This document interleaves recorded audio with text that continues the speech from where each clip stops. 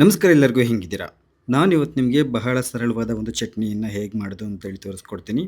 ಈ ಒಂದು ಚಟ್ನಿಯನ್ನು ಒಂದು ಪ್ರತಿಷ್ಠಿತ ದೇವಾಲಯದಲ್ಲಿ ಪ್ರಸಾದ ರೂಪವಾಗಿ ಕೊಡ್ತಾರೆ. ನೀವೇನಾದರೂ ಆ ದೇವಸ್ಥಾನದಲ್ಲಿ ತಿಂದಿದ್ದರೆ ಅದು ಯಾವ ದೇವಸ್ಥಾನ ಅಂತೇಳಿ ಕಮೆಂಟ್ನಲ್ಲಿ ತಿಳಿಸಿ. ತುಂಬ ಅಂತಂದರೆ ತುಂಬ ಚೆನ್ನಾಗಿರುತ್ತೆ. ಅನ್ನದ ಜೊತೆಗಂತೂ ಎಷ್ಟು ಚೆನ್ನಾಗಿರುತ್ತೆ ಅಂತಂದರೆ ಒಂದೊಂದು ಗುಕ್ಕಿಯೂ ಕೂಡ ಒಂಥರ ಸಂತೋಷ, ಆಹ್ಲಾದ ಅಂತ ಅನ್ನಿಸ್ತಿರುತ್ತೆ ಊಟ ಮಾಡಬೇಕಾದ್ರೆ. ಹಾಗಾದರೆ ಬನ್ನಿ ಇದನ್ನು ಹೇಗೆ ಮಾಡೋದು ಅಂತೇಳಿ ನೋಡೋಣ. ನಾನಿಲ್ಲಿ ಒಂದು ಹಿಡಿಯಷ್ಟು ಹಸಿ ತೆಂಗಿನಕಾಯಿನ ತೊಗೊಂಡಿದ್ದೀನಿ. ಈ ಥರ ಹಿಂಗೆ ಹೆಚ್ಕೊಂಡಿದ್ದೀನಿ, ಹಂಗೆ ಕುಲ್ಡಂಬಳ್ಳೆ ಹೆಚ್ಕೊಂಡಿದ್ದೀನಿ. ನೀವು ಹಿಂಗೆ ಸಣ್ಣ ಸಣ್ಣಕ್ಕೆ ಹೆಚ್ಕೊಂಡ್ಬಿಟ್ಟು ಒಂದಿಷ್ಟು ನೋಡಿರಿ, ಒಂದಿಷ್ಟು ತೆಂಗಿನಕಾಯಿನ ತೊಗೊಂಡ್ಬಿಟ್ಟು ಎಣ್ಣೆ ಸ್ವಲ್ಪ ಜಾಸ್ತಿ ಹಾಕಬೇಕು. ಇದನ್ನು ಎಣ್ಣೆ ಜಾಸ್ತಿ ಎಣ್ಣೆಯಲ್ಲೇ ಸ್ವಲ್ಪ ಕರೆದುಬಿಟ್ಟು ಮಾಡೋ ಅಂಥದ್ದು.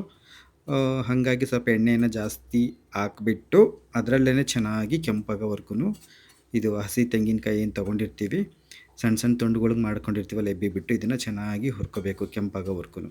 ಸಣ್ಣ ಉರಿಗೆ ಒಂದು ಚೂರು ಜೋರು ಉರಿ ಇಟ್ಟಿರಬೇಕು. ಜಾಸ್ತಿ ಉರಿ ಇಟ್ಟು ಹುರಿದ್ವಿ ಅಂತಂದರೆ ಮೇಲೆ ಕರ್ಕರ್ಗೆ ಆಗಿಬಿಡುತ್ತೆ, ಅದಷ್ಟೇ ರುಚಿ ಬರೋದಿಲ್ಲ. ಹಂಗಾಗಿ ಸಣ್ಣ ಉರಿಗೆ ಹೌದಲ್ಲ ನಂಗೆ ಒಂದು ಚೂರು ಜಾಸ್ತಿ ಉರಿ ಇಟ್ಬಿಟ್ಟು ಚೆನ್ನಾಗಿ ನಾನು ಇಲ್ಲಿ ತೋರಿಸ್ತೀನಲ್ವ ಅಷ್ಟು ಕೆಂಪಾಗೋವರೆಗೂ ಚೆನ್ನಾಗಿ ಹುರಿಬೇಕಾಗುತ್ತೆ. ನೋಡಿರಿ ಒಂದಿಷ್ಟು ಆಗ್ತದೆ ಅಂಕಲ್ ತೆಗೆದುಬಿಡ್ರಿ, ಯಾಕಂತಂದರೆ ಅದರಲ್ಲಿರೋ ಬಿಸಿಗೆ ಇನ್ನೂ ಸ್ವಲ್ಪ ಅದು ಕೆಂಪಾಗುತ್ತೆ ತೆಗೆದ ಮೇಲೆ ಕೂಡ.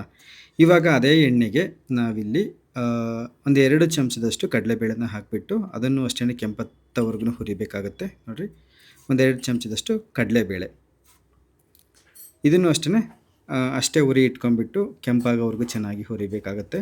ಇದು ಕೂಡ ಅಷ್ಟೇ ಒಂದು 90 ಭಾಗ ಕೆಂಪು ಆಗ್ತಿದ್ದಂಗೆ ತೆಗೆದುಬಿಡಬೇಕು. ಮತ್ತು ಅದು ಬಿಸಿಗೆ ಇನ್ನೂ ಕೆಂಪಾಗುತ್ತೆ ತೆಗೆದ ಮೇಲೆ ಕೂಡ.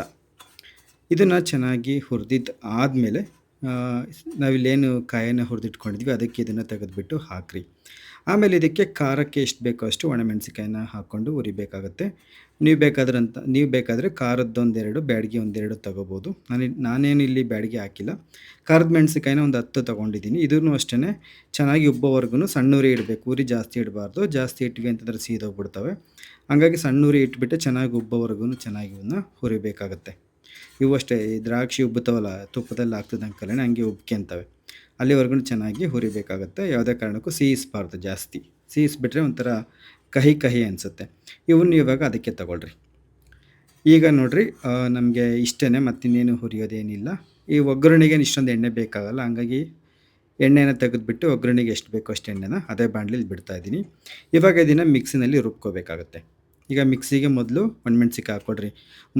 ಮೇಲೆ ಹಾಕ್ಬಿಟ್ಟು ಒಣಮೆಣ್ಸಿಕಾಯಿ ಅಂತಂದರೆ ಅದು ಬ್ಲೇಡಿಗೆ ಸಿಗೋದಿಲ್ಲ, ನುಣ್ಣಗಾಗೋದಿಲ್ಲ, ಮೇಲೆ ಅಡ್ರಕೊಂಡು ನಿಂತುಬಿಡುತ್ತೆ. ಹಂಗಾಗಿ ಮೊದಲು ಒಣಮೆಣ್ಸಿಕಾಯಿ ಹಾಕ್ಬಿಟ್ಟು ಆಮೇಲೆ ಕಾಯಿ ಮತ್ತು ಈ ಕಡಲೆಬೇಳೆನ ಏನು ಹುರಿದಿಟ್ಕೊಂಡಿದ್ವಿ ಅದನ್ನು ಹಾಕಿಬಿಟ್ಟು ಒಂದು ಸತಿ ನೀರು ಹಾಕೋದಕ್ಕೂ ಮುಂಚೆ ಹಂಗೆ ರುಬ್ಕೋಬೇಕಾಗತ್ತೆ. ಜೊತೆಗೆ ಇದಕ್ಕೆ ನಾನಿಲ್ಲಿ ಹುಳಿಗೆ ಹುಣಸೆಹಣ್ಣನ್ನು ಸ್ವಲ್ಪ ನೆನೆ ಹಾಕಿದ್ದೆ, ಅದನ್ನು ಇದಕ್ಕೆ ಸೇರಿಸ್ತಾ ಇದ್ದೀನಿ.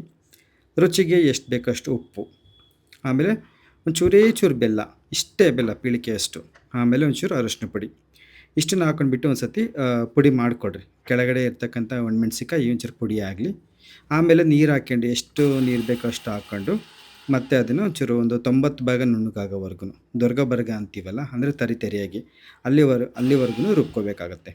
ನೀರು ಅದೆಷ್ಟು ಹಿಡಿಯುತ್ತೋ ಅಷ್ಟು, ಒಂದು ಸತಿ ಜಾಸ್ತಿ ಹಿಡಿಯುತ್ತೆ, ಒಂದು ಸತಿ ಕಡಿಮೆ ಹಿಡಿಯುತ್ತೆ. ಹಾಗಾಗಿ ನೋಡಿ ಹಿಂಗೆಲ್ಲ ಒಂದು ಸತಿ ಒಂದು ಚಮಚದಿಂದ ಎಲ್ಲ ಹಿಂಗೆ ಬಗಿಬಾಡಿ ಮೇಲಿಂದೆಲ್ಲ ಕೆಳಗೆ ಬ್ಲೇಡ್ ಸುತ್ತ ನುಣ್ಣಗಾಗಿರುತ್ತೆ, ಮೇಲ್ಗಡೆ ನುಣ್ಣಗಾಗಿರಲ್ಲ. ಅದನ್ನೆಲ್ಲ ಒಂದು ಸತಿ ಚೆನ್ನಾಗಿ ತಿರುಗಿಬಿಟ್ಟು ಹಿಂಗೆ ಒಂದು 90 ಭಾಗ ನುಣ್ಣಗಾಗಂಗೆ ರುಬ್ಕೋಬೇಕಾಗತ್ತೆ. ಆಮೇಲೆ ಇನ್ನೇ ನಿಮಗೆ ಗೊತ್ತೈತೆ, ಮಾಮೂಲಿ ಇಷ್ಟು ರುಬ್ಕೊಂಡಿದ್ದಾದಮೇಲೆ ಒಂಚೂರು ಉಪ್ಪು ಏನಾರು ಕಡಿಮೆ ಆಗಿತ್ತು ಅಂತಂದರೆ ಇನ್ನೊಂಚೂರು ಉಪ್ಪು ಉದುರಿಸ್ಕೊಂಡು ಮತ್ತೆ ಇನ್ನೊಂದು ಸತಿ ಹಿಂಗೆ ಗರ್ರ ಅನ್ನಿಸ್ಕೊಡ್ರಿ. ಆಮೇಲೆ ಒಲೆ ಮೇಲೆ ಅದೇ ಬಾಣಲೆಗೆ ಎಣ್ಣೆ ಇತ್ತಲ್ವ ಸ್ವಲ್ಪ, ಅದಕ್ಕೆ ಒಂದು 4 ಸಾಸಿವೆ ಕಾಳು ಒಗಿರಿ, ಒಂದು 4 ಜೀರಿಗೆ ಒಗಿರಿ, ಹಾಗೆ ಒಂಚೂರು ಕರಿಬೇವಿನ ಸೊಪ್ಪು, ಒಂಚೂರು ಹಿಂಗು ಹಾಕಿ ಒಗ್ಗರಣೆ ಕೊಟ್ಟು ಇಲ್ಲೇನು ರುಬ್ಬಿಟ್ಕೊಂಡಿದ್ವಿ ಇದನ್ನು ಹಾಕಿ ಚೆನ್ನಾಗಿ ತಿರಿದ್ವಿ ಅಂತಂದರೆ ರುಚಿಕಟ್ಟಾದ ಚಟ್ನಿ ಸಿದ್ಧವಾಯಿತು ಅಂತಲೇ ಅರ್ಥ. ಒಗ್ಗರಣೆ ಹಾಕಿದಂಗೆಲ್ಲ ಸ್ಟವ್ ಆಫ್ ಮಾಡಿಬಿಡ್ಬೇಕು, ಮತ್ತೇನು ಚಟ್ನಿ ಬಿಸಿ ಮಾಡೋದು ಬೇಕಾಗಿಲ್ಲ.